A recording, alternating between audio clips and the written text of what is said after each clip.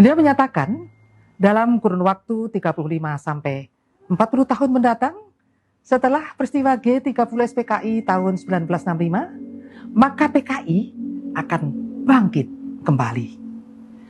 Jenderal Sarwoedi mengukakan bahwa caranya dilakukan PKI dengan jalan penyusupan di segala bidang melalui pemerintahan, partai politik, militer, dan budaya, seperti yang pernah dilakukan PKI sekitar 1950-1965.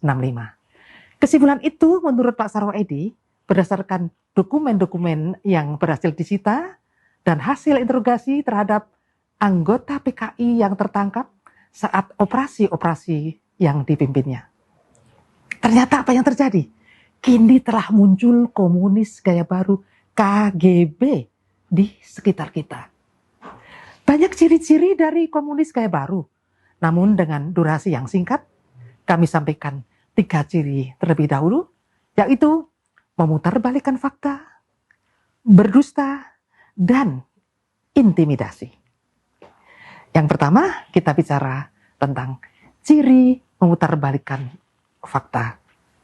PKI sebagai pelaku pemberontakan G30S tahun 1965 telah diputarbalikkan PKI menjadi sebagai korban melalui tulisan-tulisan di media atau beberapa buku yang ditulis dan dijual melalui toko-toko buku.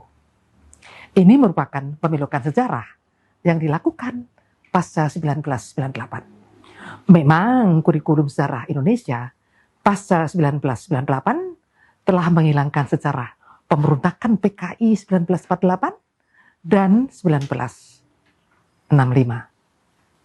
Oleh karena itulah, para pelajar bahkan mahasiswa lebih percaya pada tulisan-tulisan yang mereka peroleh di media ataupun buku-buku yang ditulis oleh simpatisan PKI. Yang kedua, ciri berdusta.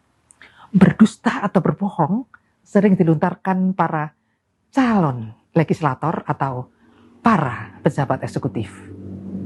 Seorang caleg dari partai tertentu berkampanye begini, nanti kalau saya menjadi anggota DPR RI akan mendorong pembebasan uang SPP di sekolah-sekolah.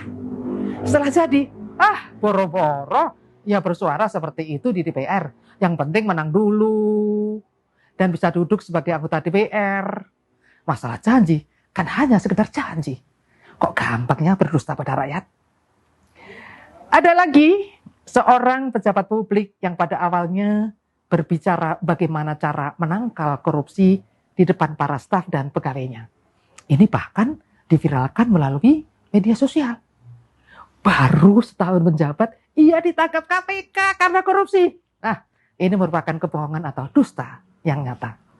Jadi yang ketiga adalah ciri intimidasi. Banyak cara intimidasi yang dilakukan oknum belakangan ini. Seorang pejabat KPK, Komisi Pemberantasan Korupsi, pulang dari sholat subuh di masjid, disiram matanya dengan air keras. Terlepas siapa pelakunya, ini kan merupakan intimidasi terhadap pejabat yang pernah membongkar korupsi di Indonesia. Ada juga seorang ulama terkenal, kita sebut Syekh Ali Jaber. Beliau beberapa bulan lalu dianiaya dengan menggunakan senjata tajam saat memberikan ceramah di masjid salah satu provinsi Lampung. Setelah pelakunya ditangkap, kok dinyatakan sebagai orang gila?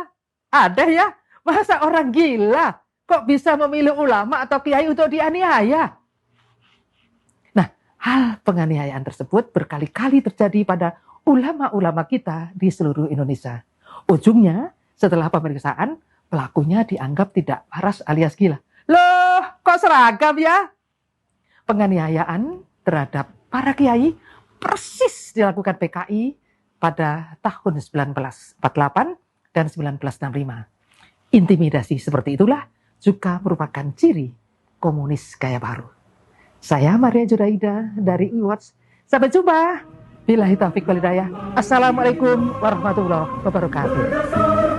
Pancasila, dasar negara, kobarkan semangat kita. Ya